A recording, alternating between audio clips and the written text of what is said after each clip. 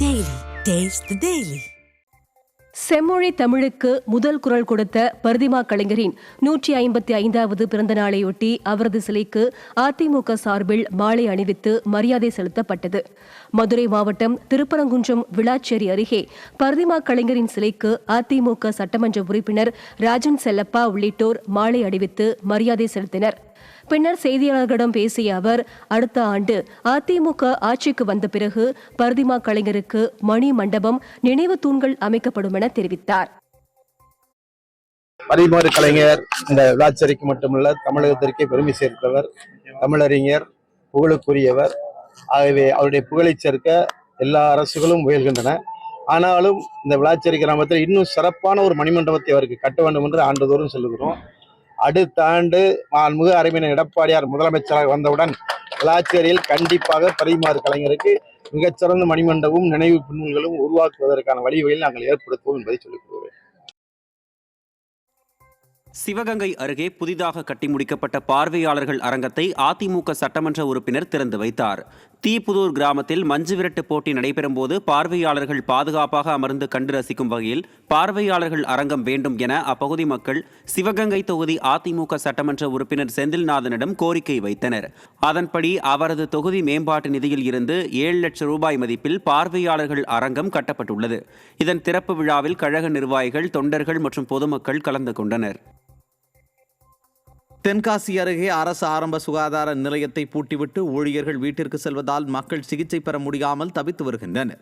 நயினாநகரம் பகுதியில் அரசு ஆரம்ப சுகாதார நிலையம் செயல்பட்டு வருகிறது. இங்கு 24 மணி நேரமும் சிகிச்சை அளிக்கும் வகையில் மருத்துவர்கள், செவிலியர்கள் நியமிக்கப்பட்டுள்ளனர். ஆனால் அவர்கள் பகலிலேயே பணியில் இருப்பதில்லை எனவும், ஆரம்ப சுகாதார நிலையத்தை பூட்டிவிட்டு ஊழியர்கள் வீட்டிற்கு சென்று விடுவதாகவும் குற்றம் சாட்டப்படுகிறது. இதனால் பொதுமக்கள் நகர்ப்பகுதியில் உள்ள தனியார் மருத்துவமனைக்கு செல்லும் நிலை ஏற்பட்டுள்ளது. விளம்பர வரிஞர் மா சுப்பிரமணியனால் சுகாதாரத்துறை நோயுற்றுள்ளதாகவும், விடியா திமுக அரசு மருத்துவ சிகிச்சை அளிப்பதில் படுதோல்வி அடைந்துள்ளதாகவும் விமர்சிக்கப்படுகிறது. மயிலாடுதுறை மாவட்டம் சீர்காழி ரயில் நிலையத்தில் திருச்சி கோட்ட மேலாளரிடம் ரயில் நின்று செல்லாதது குறித்து ரயில் பயணிகள் சங்க பொறுப்பாளர் வாக்குவாதத்தில் ஈடுபட்டார். சீர்காழி ரயில்வே நிலையத்தில் தெற்கு ரயில்வே திருச்சி கோட்டத்தின் மேலாளர் அன்பழகன் ஆய்வு மேற்கொண்டார். அப்போது அவரிடம் சீர்காழியில் அந்தியோதயா ரயில் மற்றும் மண்ணை விரைவு ரயில் நின்று செல்ல நடவடிக்கை எடுக்க வலியுறுத்தி சீர்காழி ரயில் பயணிகள் சங்க பொறுப்பாளர் மனு அளித்ததுடன் ரயில் நின்று செல்லாதது குறித்து வாக்குவாதத்திலும் ஈடுபட்டார்.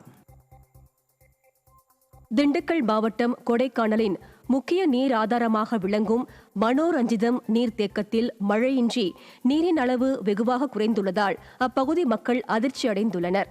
கொடைக்கானல் பகுதியில் நீண்ட நாட்களாக மழை பெய்ததன் காரணமாக நீர்த்தேக்கத்தில் நீரின் அளவு குறைந்து மையப்பகுதியில் மட்டுமே நீர் இருப்பு உள்ளது. இதன் காரணமாக தண்ணீர் தட்டுப்பாடு ஏற்பட வாய்ப்புள்ளதாக அப்பகுதி மக்கள் அச்சமடைந்துள்ளனர்.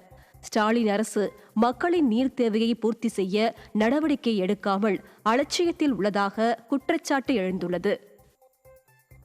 தென்காசி மாவட்டம் சங்கரன் கோவில் அடுத்த சேர்ந்தமரம் அருகே பள்ளிக்கு மாணவர் ஒருவர் அறிவாளுடன் வந்தது ஸ்டாலின் ஆட்சியில் பள்ளிக்கல்வித்துறை சீரழிந்திருப்பதை உறுதிப்படுத்தியுள்ளது.